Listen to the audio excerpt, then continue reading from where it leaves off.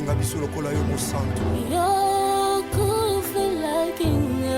Ovesika na biso mekulusu. Otalisa biso nzela tokoki kolonga. Bandeko libota bakoki kobwaka.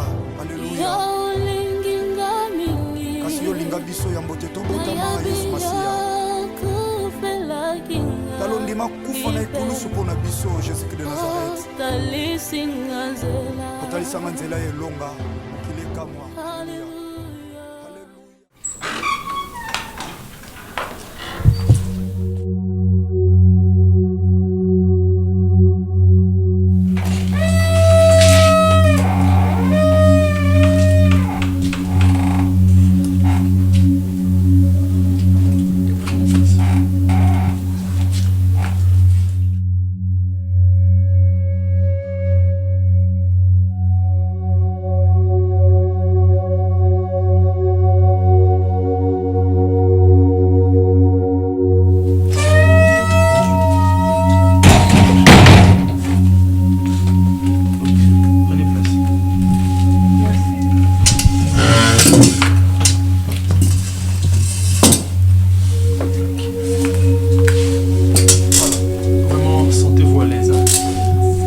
Sentez-vous à l'aise. Hein? Je crois au Sola qui a un petit frère Nanga. Il m'a dit que comme on a Jemima, c'est ça? Ok. Je crois qu'il t'a donné un peu l'idée. Déjà, moi je me nomme Richimboyo. Je viens de l'Angola.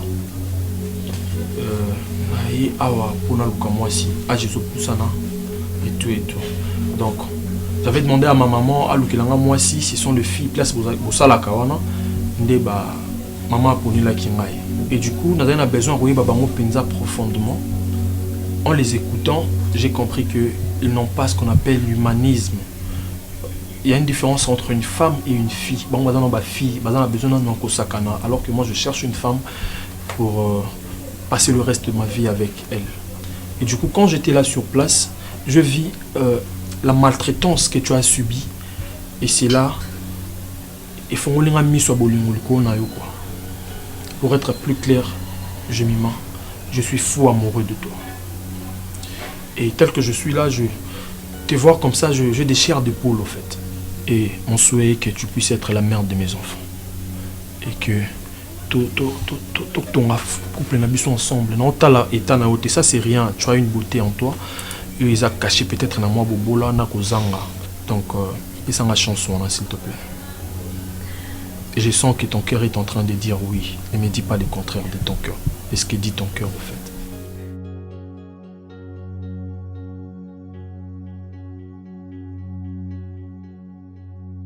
Vraiment nazozanga ya loba. Nakoka dérangement te. Naza mutu na oti musika et puis mutu mo alokotinga na yebiete ou ekipo na ye di kungai. Au moins to créer ba problème na koka ka choc te. Vous avez raison, mais la Bible dit que c'est par ta faute que tu perdras ton héritage. Certes, na qui vraiment pour na yote, na qui pour na bango. Mais faute na bango batalisi o bango baza, ce sont des filles de boîte, des filles de bar, ba filles ya tchétché, ba filles ya kimbuta et tout. C'est pas ce que moi je cherche. Je ne dis pas que ba filles ya kimbuta baza batute, baza batu. Mais pour l'instant, je ne cherche pas une fille au na kosakane na ba boîte, mais je cherche une fille pour passer les restes de ma vie ensemble. Donc tout chemin mène à Rome, dit-on. Na yaki na ndikamu mususu menza mamoni singa yo na nzela wana. Pour na moni ba dévaloriser yo, ba déconsidérer yo. Et puis je sens que c'est pas ma volonté, c'est par Dieu. Courage à s'il te plaît. Yaya, anzimine déjà. Pour la minute on qui sasa o ngande naza mama na ye, naza tata na epunga naza yaya na ye nazo représenter famille. Ndenge za boye, tozonga na biso susu na tetoye na biso libela. Vous savez ma préparation, bo pesinga mbongo na lukinde nini na rotindela batu na foni. Balukandeni bakolia mbonga libala ponga pe naza mwana moyena lia mbongo wana ezate. Donc j'aimerais me voir allo sur la sécurité des affaires.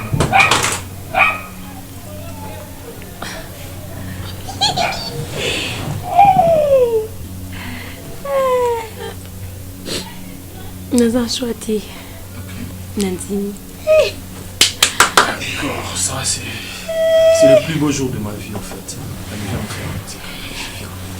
Mais c'est ça qui est. Essuyer ma larme. Vas-y, calme. Essuyer ma larme, par un amour vrai que je vais te donner. Merci. Sinon, vous entrez, il y a ma douche qui est là. Vous prenez bain et puis je vous donne quelque chose pour que ma maison m'ont d'habiller mes arts en coin pour vous procurer un peu de beaux vêtements afin que tout le canet n'est tout bon que ça marque. Merci. Merci. Vas-y, sentez-vous à l'aise. Voilà. Merci.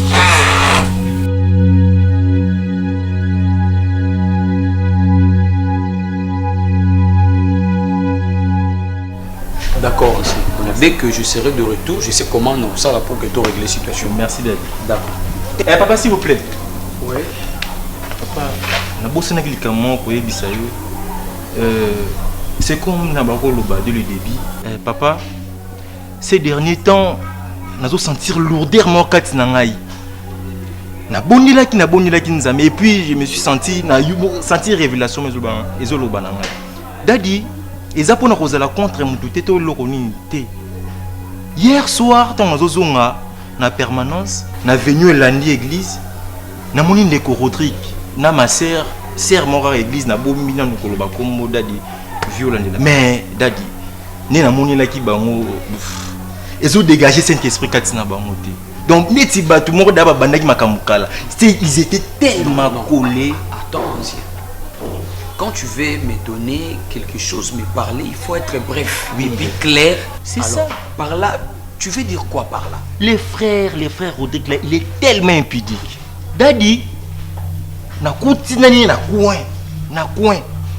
Na ma sœur na zobo ya toujours koloba kombo pour na izala soki ndenge nité. Collé serré, Daddy. Ngai moko, mutabeti les soloté. C'est pour cela, Daddy nangana loba. Na kokovanda boyete na batu bazana milimo ya kokitisa. Tomso tozo to mata. Bango bazoya na molimo ya pité na itonga bondumba. Bon, merci, ancien. Moi, je dirais ceci. La première des choses, tu dois savoir, moto, azan la thermomètre, yakotala ou azan la molimo sant ou pas. Non, Daddy, moi-même. Ngai moko Daddy balobi na ngate. Écoute-moi, laisse le Saint-Esprit à Salamoussala. Et si tu as remarqué que ton frère a tombé, c'est pas question d'aller de gauche à droite. Toi étant qu'un ancien, mets tes genoux par terre, prie pour lui, que le Seigneur lui fasse grâce. C'est chaque jour que je prie, Daddy. C'est chaque jour. Ça c'est bon. Et jusqu'à ce que, mais tu dois me dire, Ndeko Yomona qui est na Yoana Serwana, le nom. Azakaka awa Daddy, parmi ma sœur. Il y a ça qui est biso ensemble. Bon, ça va. N'a aucun rapport na yo. Je sais ce que je vais faire. Je sais ce que je vais faire. Ok. Donc merci beaucoup. Si, Daddy, est-ce que mesures disciplinaires ni aux Yuponaï?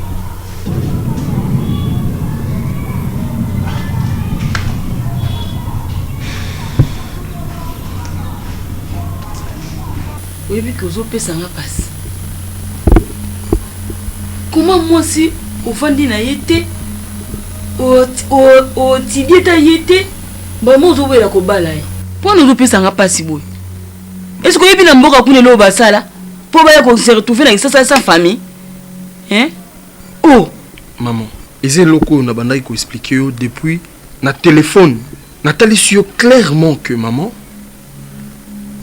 motema na ngai esimbami na mwana mwasi wana. Maman, bazala na ba histoire, mutu nyonso na sena mo azaka na passé na maman. Et je n'ai pas besoin d'attendre 10 ans, 5 ans pour comprendre que cette personne aza mutu malamu maman. Mutu nyonso na sena mo azaka na passé na ye.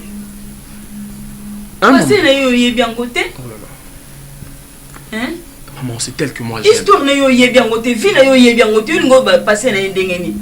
Et ça m'a comme sous basi ça m'a comme sous basi ça en côté. Na rolo bakila trop tard parce que dans la pessimbo ma salle de fête. Ah bon? Je n'ai pas le choix en fait. Ah! Mais comment qu'on sait ma cambaboye vraiment? Hein? Oh, ni nango, moi ça m'a Léonie. Depuis quand il a ça na makambu so yebisanga irichi. Mais na kolinga ngondenge nini irichi nga zotala pe avenir na yo, hein? mutu nga na yebi te ndeni nga na kotika yo obalaye nga na otala pas venir na yo bichi hein Si vous elle est dans la salle de bain oh bon nga ta salle de bain c'est ngani Bébé, la Sylvie, c'est déjà. et c'est mieux avec un bon. Vraiment, merci beaucoup. Bien fait le câlin. Mon amour. Voilà. bichi na bakabelo yele nga opesi mwa mwasi oyo hein tala biloko yeli ngai vraiment opesi ngai ya milaye kitoko yango opesi ye Kabelo c'est quoi? Kabelo ça nini? mais obi nanga mama na yele bakabelo milayi ndo opesi ye tala ba opesi ngai hein Maman s'il te plaît, arrête ça. Maman, prends le $500, enveloppe mon obi lo bwenga na tika lo sepela nete Oh ça maman s'il te plaît. Est-ce que vous voulez la Kabelo? C'est pas non le te point oh yele nga zo opesi mwasi na yo chérie, la chambre on a l'écolo à étagère, tu prends enveloppe mon raison dans $500 et sur mon là-bas pour ce que bon t'es bien à David. Yo remettez dans Kinshasa monter maman zo. combien Non, t'inquiète. Vas-y, prends l'argent. Ou bien à David vous s'en allez. Merci. D'accord. combien Maman, maîtrise-toi. $500 na mwana mboko hein mais nga na comprendre yo te o changer bandaku donc okomi ko yeso ko lingi pa na ngai nazo comprendre yo te Faut être fier, vous en moi on mobile richi. Faut mettre la ranga tolo. noza na fie so zo ko confier nga makambo na yo Tu as vu? Maman, ok. J'insiste. bon atoke Maman, sois gentil quand même. Hein? J'insiste vraiment au bien à David. Ne fais pas confiance aux jeunes qui noient. Bon, encore ça va y avoir tika yo, bah oui, bah oui. D'accord? Merci, mon ne ebela mbongo wana opesi ye Ah, c'est une grande fille, vas-y. Allez. akomi mwana yo Voilà. Voilà. Moi, ça fait ça m'a qui mieux. Vous constatez que dans moi, couleur à plus d'autres mots sont eh kozala de bien affection. na bota yo bien Tiens, je vais lancer quelque chose, tu vas inviter combien de personnes? En fait.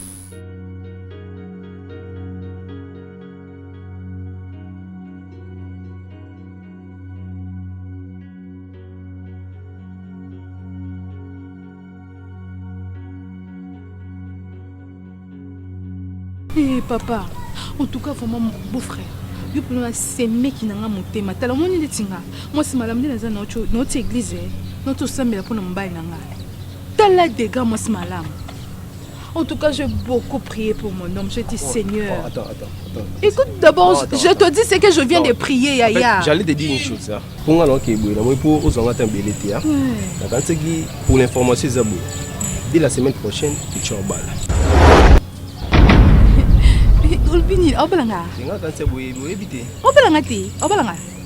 C'est une fille, je te dis que maman. La première photo fille azaki ba misala na bino mo moi misala na bino la teke la maman boye la kangi ko pete na robosa yo wana Richard Bala auto do ça ba démarche à salle de fête na la répétition là ba professeur là ba garçon de donc désolé pour ça c'était mal à moi rapide fois que si ça na bango répétition na go tika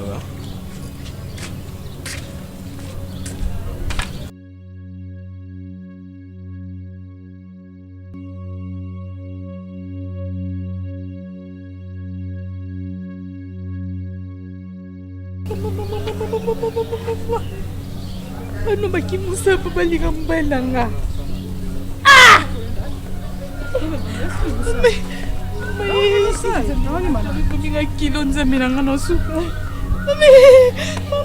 Vraiment, je suis désolé. Je suis vraiment désolé parce que je dirais tout pesaka diable est raison tout pesaka batum sous ba raison parce que quand moi je vous ai présenté au sein de l'église, il y a des personnes au ba santé taki ba boyaki que tu puisses être avec nous ba te belé ba boyaki. Maintenant, en écoutant tous ces genres de choses, ils ont nuire réputation il y a l'église parce que tu vois ba parents ya bato ba tindi bana na bango pour que ba ya ba servir Nzambe. Parce que bah, il dit très bien que pasteur de l'église, quand même malam. Alors vous qui êtes autour de moi, vous devez avoir aussi des bons exemples. Est-ce que tu peux d'abord me laisser parler, finir? Je n'ai pas même envie de vous écouter, mais je vous laisserai le temps. Vous voyez, ma fille, Alors vous ne pouvez jamais être là comme coureur de jupons parce que mon abino naie na banzela et tout. Je ne sais pas, explique-moi c'est quoi beaucoup miti na niveau na ndengeni. Je dirais merci pour la parole. Je sais que vous ne pouvez pas peut-être me croire, mais Nzambo wa monaka fourmi ya mwindu na si ya libanga ya mwindu aibi kinga na sali oyo bino bozo kanisa te.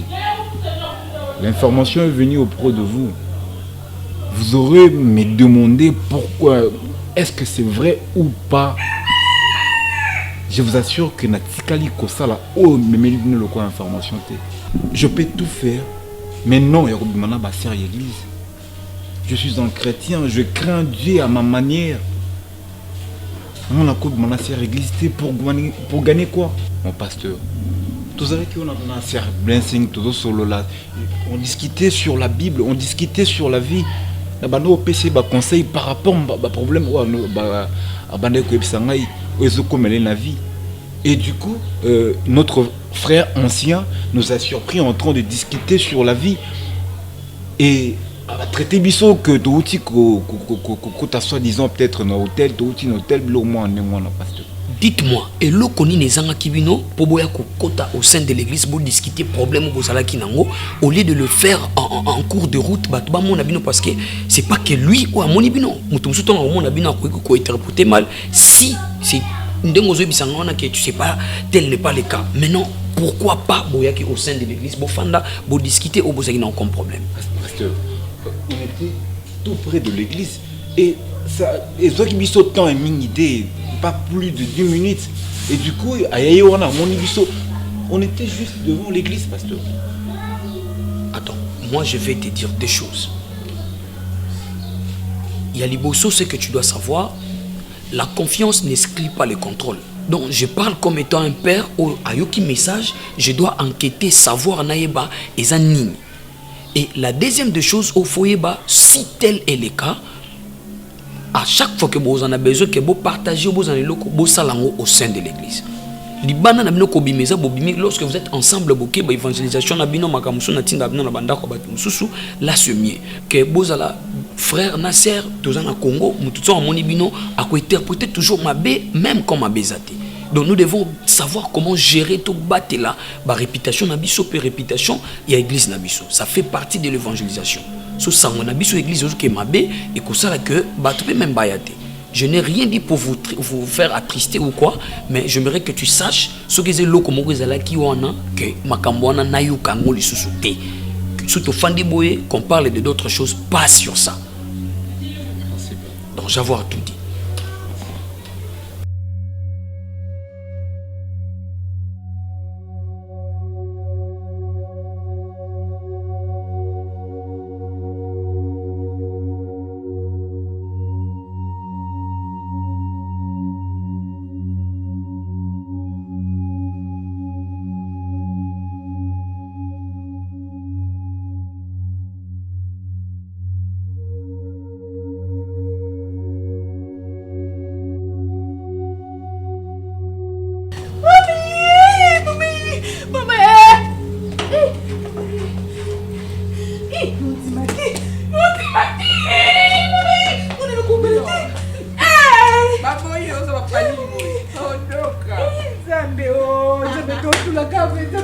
Mwana musala Yesu na ngai. Basho musala.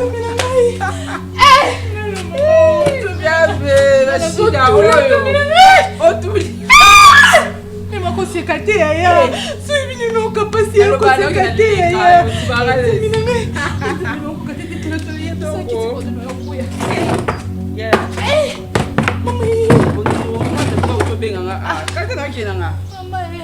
Nakende mama nakende nanga.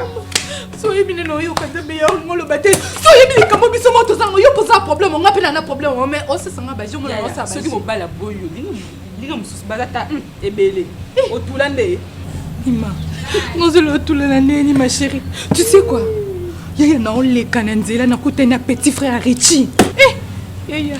Richie on va la semaine prochaine.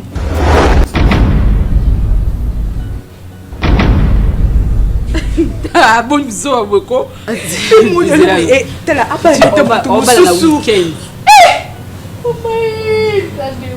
oh, balanga. Non, comprends. Ah, balo. Ah, bala bali salon tout ça qui n'a pas mon manque na bango bala ye. Bana misala. Ah, babu Boko. Quand nga ze bela mbinga zana wana. Kana za boga, bois noir wana. Akoya na ba misala. Ah, ya lokuta. Akosio. Ya lokuta nga nondima ngote. Comment on a écaboué? Yo mo bana na miki wana. Donc je ne sais pas. Donc c'est vraiment vrai. Moi je peux te mentir.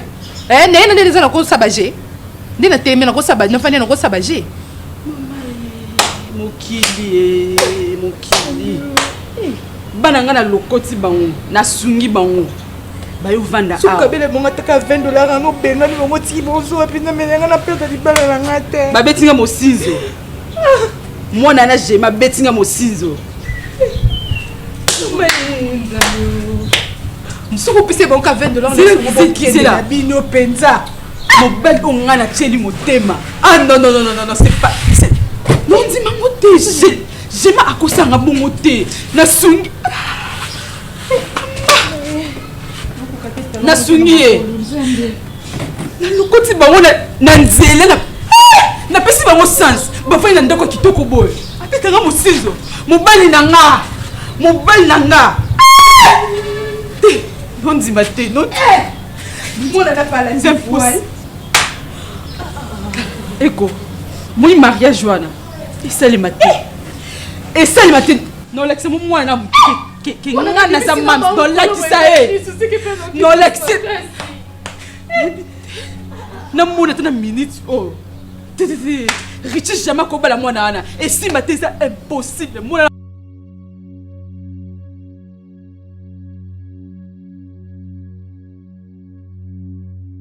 Père, la discipline. Moi je suis ancien.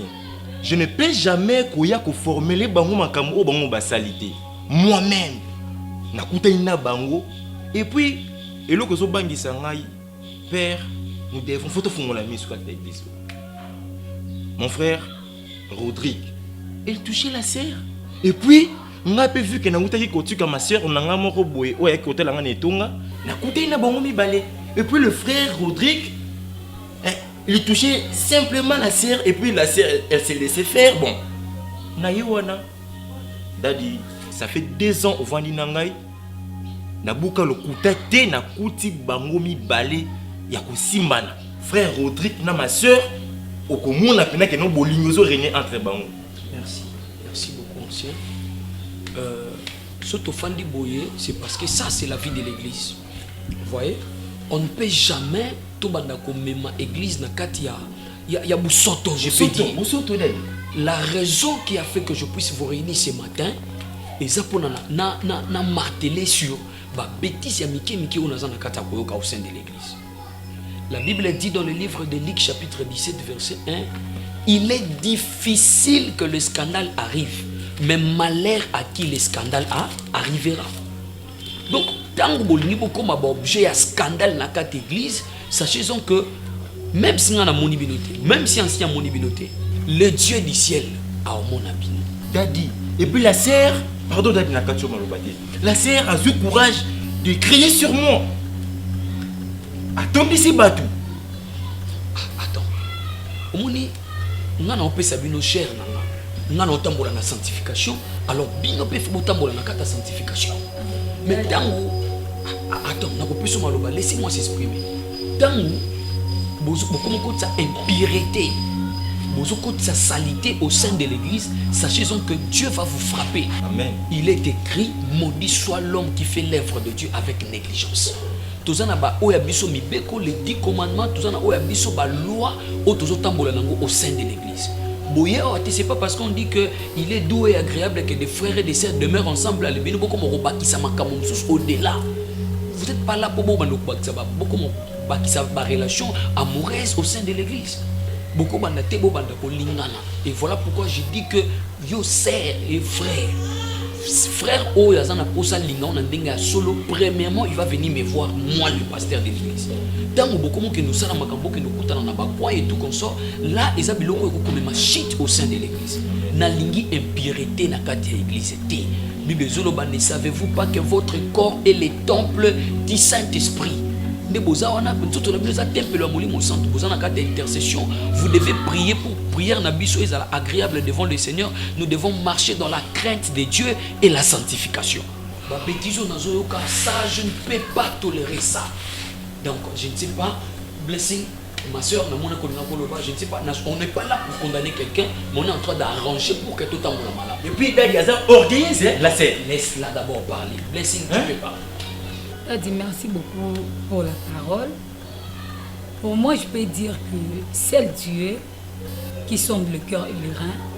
Nous doit y vérité, il y a ma ancien PC rapport. Parce que moi, j'ai fait un bon temps. Je pense que c'est la première fois que j'ai un rapport avec Vidati. Et est-ce qu'on peut le faire? Oui, toi tu sais pas que chaque chose a sa première fois. Daddy, la boucle appelle le couteau de soit Daddy. Ancien, s'il vous plaît, lorsque vous parlez, donc laissez-moi parler. Daddy, c'est pratiquement impossible que l'eau boye salam. Et puis je vous assure, tant que mon père spirituel est l'eau boye salam na kata ministère. Je partageais avec les frères Rodrigue. Où c'est? Tu partageais où? Ainsi, est-ce que vous pouvez me laisser parler? Où? Dans ma présence, vous ne dites rien. Apaisez-vous. Tikaye alobana na yokawana. Dans au page le couteau na kati tonga oyo sali place yo sali et sali respecter. Ma présence vous dit rien. Apaisez-vous. Tikaye aloba nyonso azana mo posa loba et puis on verra ce qu'on peut faire. Vas-y ma fille. Daddy, je partageais avec les frères Rodrigue. C'était pas loin de l'église Daddy. Tout ça qui les bandes à l'église, n'a portail juste. Il y a l'église. Je partageais avec les frères Rodrigue par rapport à ce qu'il y a Babilo Konon Lekissamikolo. Il est un frère. On travaille avec lui à l'intercession. Il peut aussi m'aider par rapport à la grâce qu'il a. Quelle grâce? Quelle grâce? Hein? Tu me dis quelle grâce? Hein? Daddy est là. Daddy, il se permet à Rolobaki. Grâce au frère Rodrigue à ça. Quelle grâce? Ancien. Et puis moi je suis là encore. Oh mon Dieu. Ça c'est diminuer Daddy. Devant Daddy. Quelle grâce Rodrigue a. Donc ma présence vous dit rien. Donc moi je suis là assis. Donc on a eu caractère à lobby. Est-ce que vous pouvez pas parler comme étant batou donc enseignement c'est comme ça que vous devez agir dans ma présence. Donc je manque à faire des nafandia. Si tu dois demander, tu vas vraiment prier à Dieu. En vous, vous n'avez pas la tempérance, ni la maîtrise de soi. Et puis, je ne sais pas, ancien, lorsque tu pries, il faut vraiment demander à l'esprit. À quoi tu sois pendant la kata moulimo, ce que tu fais, ils ont reflété ta image de Yamakambo Daddy à la Kisa Abisso. Et aussi Daddy, excusez-moi de prendre la parole sans votre autorisation. J'aimerais savoir si partager un problème avec un frère en église, nous les sœurs, si c'est un péché ou ils ont interdit dans l'église. Si les a loi il y a l'église que non, une sœur ne peut pas partager avec un frère, vous nous dites comme ça, tu autorisez sur ma frère, tu es sur ma sœur. C'est très clair, la sœur avait un problème et puis l'esprit est indien qui a partagé notre frère, vu la grâce qu'il a.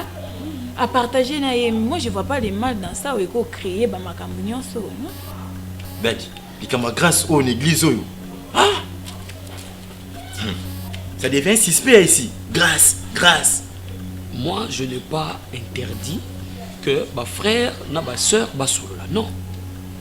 Mais tu l'ingité au sein de l'église qu'il ait de bêtises. Parce que nous sommes moi comment on a bien dans nos parents que non au sein de l'église songolo. Mais quand on va entendre de bêtises, de sottises, c'est pour nuire la réputation de l'église. Vous pouvez se saluer, partager au moment que vous voulez, mais tolngi beaucoup de sabakor étranger, ça veut dire maman on a enseigné binoté beaucoup de pas de relations amoureuses au sein de l'église. Donc moko na moko atambola na enseignement on a pesaka na ba prédication on a pesaka. Donc c'est quand même ça. Nayoka lisusu ba genre ya ba bêtise on a dit. Nayoka yango lisusu que c'est là le soir. Non, le jour j'entendrai dans mes oreilles que mutuboye makamongo ya cessé. En tout cas là je prendrai des décisions très très très fortes. Peut-être je vous mettrai à la porte.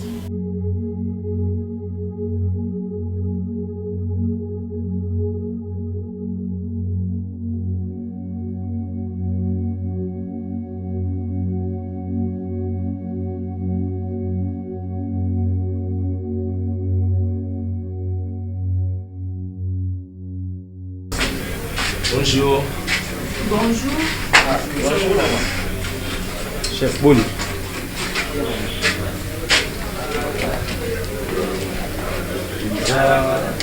En fait, dès qu'on s'est renseigné par rapport à la location à la voile, parce qu'il y a beaucoup de belles arts, on a combien?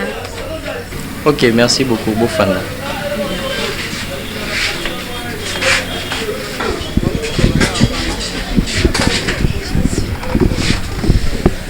En fait, au monde, voile les arts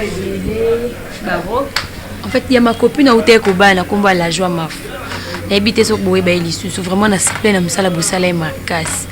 Yango na ye bientôt le mariage na ngiza yango na ina se renseigner ndeni busala ki. Ok, merci beaucoup maman. Et Boé imaela mu déjà na espace de mariage yoyo.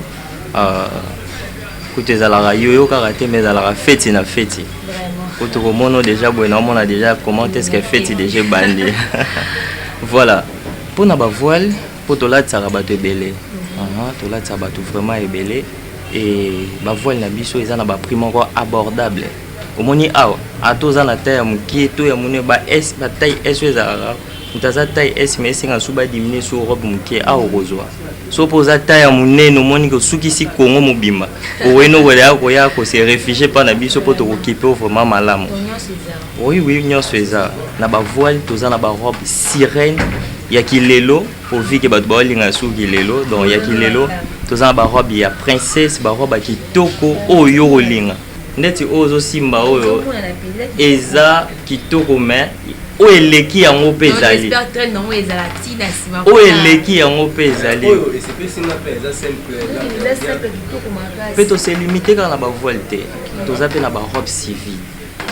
Il y a la qualité oyo kolinga eza la couleur nyos to modèle oyo kolinga biso to na makoki o peswango to zape na ba veste ya ba papa oui ba costume vraiment ya ba papa garçon d'honneur to za na makoki wana ya rosala ngo et si ça se fait que bozana ni garçon d'honneur ni fille d'honneur espace de mariage yoyo azape na makoki ya rosala en sorte que a occuper bino na ba garçon to ba fille d'honneur pour azape na groupe de danse na en fait awa vous avez bien compris donc OK les lots qui sont azate to ka bige ba veste ba marié zali mutaroke lelo elo te toza na make-up et coiffure décoration pe biloko wana nyonso vraiment pe kutu fo boyebisa bandeko mosusu oyo baza na posa ba joindre biso toza na Njili quartier 7 avenue commerciale numéro 194 référence na biso eza immeuble scellé pona batu nyonso ba utara limité il suffit seulement zoara à quartier 1 à Kiti na première entrée à Njili.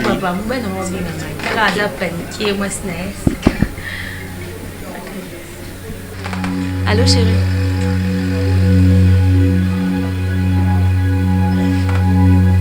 Quoi? Monsieur, tu es sérieux? Non, je ne crois pas, s'il te plaît, monsieur. Non, pardon. Allô? Non, pardon, vous salanga boité.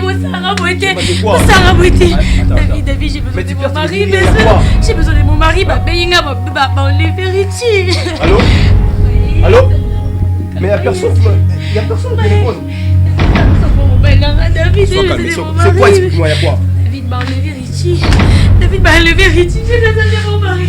Monsieur, merci beaucoup, merci. Maman,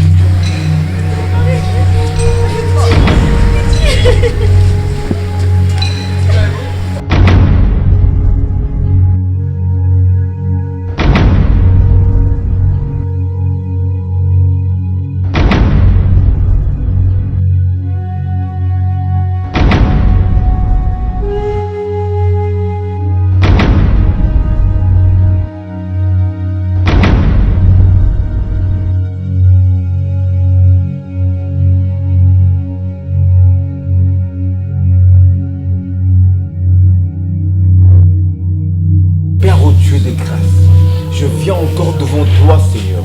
Tu as dit dans ta parole, ô Dieu, que venez à moi, tous qui êtes chargés et fatigués, et moi, l'Éternel, je vous donnerai du repos. Seigneur, avec mes erreurs, je m'approche devant toi, Seigneur. Toi, le Dieu de miséricorde, toi qui pardonnes, toi qui bénis, toi qui transformes les gens, Seigneur, oh Dieu. Je sais que je suis un pécheur. Je fais des choses qui n'étaient pas bonnes devant tes yeux, oh Dieu. C'est pourquoi je viens, Seigneur, oh Dieu. Transforme-moi. Pardonne-moi, Seigneur, oh Dieu. Confonds mes ennemis. Que mes ennemis se soient confondus, Seigneur, oh Dieu. Dans leur camp, Seigneur, oh Dieu, de mystique. Que je sois invisible. Le Dieu des gloires. Le Dieu des grâces. C'est toi qui m'as donné le vouloir et le pouvoir de faire ta mission, oh Dieu. Je m'approche devant toi, Seigneur. Multiplie-moi. Frère Rodrigue, je ne sais pas. Hein? Je ne sais pas. Même si nous sommes dans l'église, tu peux respirer le sous-souté. Ça, c'est quoi? Tu veux nous faire croire que Yonné, c'est toi le Saint-Esprit? Frère. Non, dis-moi, c'est toi le Saint-Esprit. Ça, c'est un dérangement. Dérangement? Laisse que mon Dieu te pardonne. Dérangement? Donc, laisse que mon Dieu te pardonne. Avec tous ces magouilles aux ça là, tu veux croire que mon frère Rodrigue est concentré? Mon frère, je ne prie pas pour impressionner les gens. Tu m'entends? Mais tu devrais faire ça quand même, hein, modérément, tu vois. Donc, mais je suis dans l'église, wapi. Alors, si tu es dans l'église, tu veux impressionner les gens, ceux qui même ici, et là, ça les athées, vu que tu sais que non. Je crois, vu que les dates sont en air, et se mettre en prière. Dis-moi, tu faisais quoi? Vu que mon ingonga date de Nyakoka, à Nyakota, maintenant, mon cher, on a peine abandonné la théorie. Tu vois, ça, ce n'est pas les. Et ça, vous nous embêtez. Mais qui dit ça? Moi, je suis l'ancien de cette église. J'ai fait des années ici. Bah, j'ai mon cher. Mon frère. Non, on va quand même comprendre. Bah, daddy, les autres vont comprendre. On va quand même comprendre. L'ancienneté n'a pas existe à côté. Tu vois? Ancien ou nouveau n'a pas Nous sommes tous des enfants de Dieu. Bien sûr. Même daddy que tu penses que nous avons bon de la peau daddy à mon anga. Non, ce n'est pas ça. Je suis en communication avec le Père Céleste, celui qui est plus supérieur que Daddy. Tu dois comprendre que quand une personne est en train de prier, c'est une communication qu'elle fait avec son Dieu. Si je vois bien, que non, Daddy a zéro côté pour Nayo. Donc tu ne pries pas pour Daddy. Donc, Daddy, donc ce que vous avez Daddy, moi je disais à Daddy. Bon, en fait, moi je comprends au moins.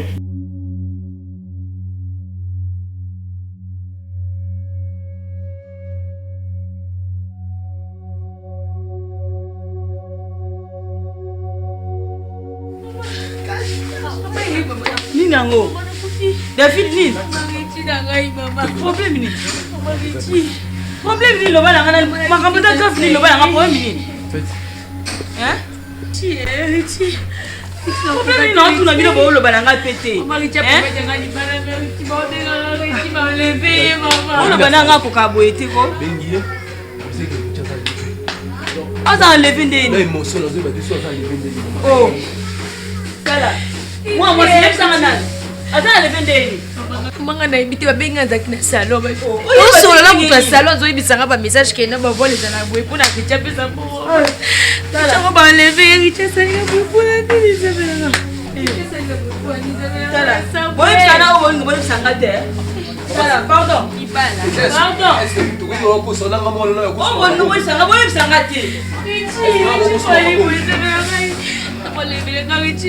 sanga te boye sanga. Tala, tina na sanga na. Boye sanga na ezaki na ndenge. Manga na yedi tapele kutika boye bisba lever riche na. Il va les apporter, maman. Nous allons lever. Ndeni arrive sa vie, le sujet. Pourquoi?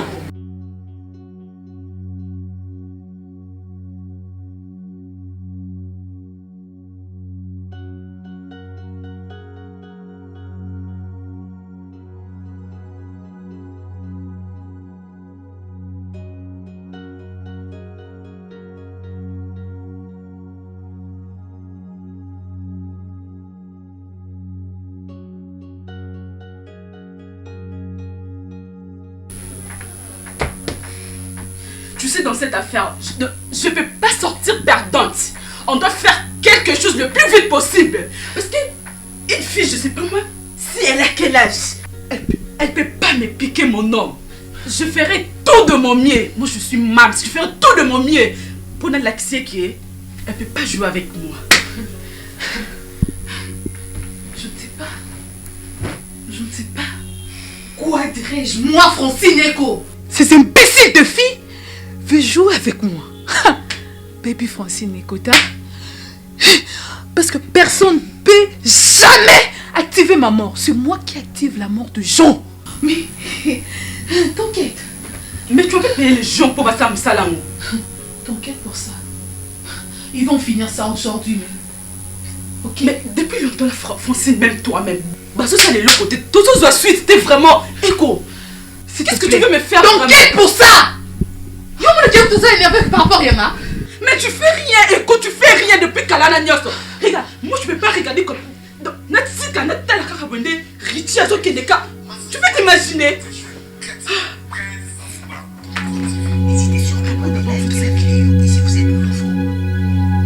Allô? Ok, aux yeux.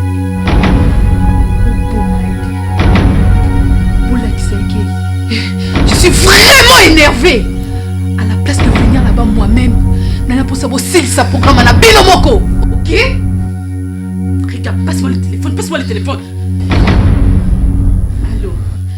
Je dis bien, pour ça la mission le plus vite possible, sans trace. Nathan pour ça Akufa tout de suite. Nazo information. Kakasiko. Je dis bien, Bobo Makriti Akufa. Non, Bissonio se te perdrait. J'en ai marre, Moi, je passais mon temps à attendre soi-disant Richie. Et aujourd'hui, Akiba la balle à Salito, bah, sur la tête. Non, je peux accepter tout, mais sauf ça! Sauf ça, impossible. Carrément, il doit mourir. Maintenant même. Chimboyo officiel, ça donne envie de suivre encore et encore. N'hésitez surtout pas de liker la vidéo et si vous êtes nouveau, abonnez-vous et décrochez la cloche des notifications pour ne rien rater.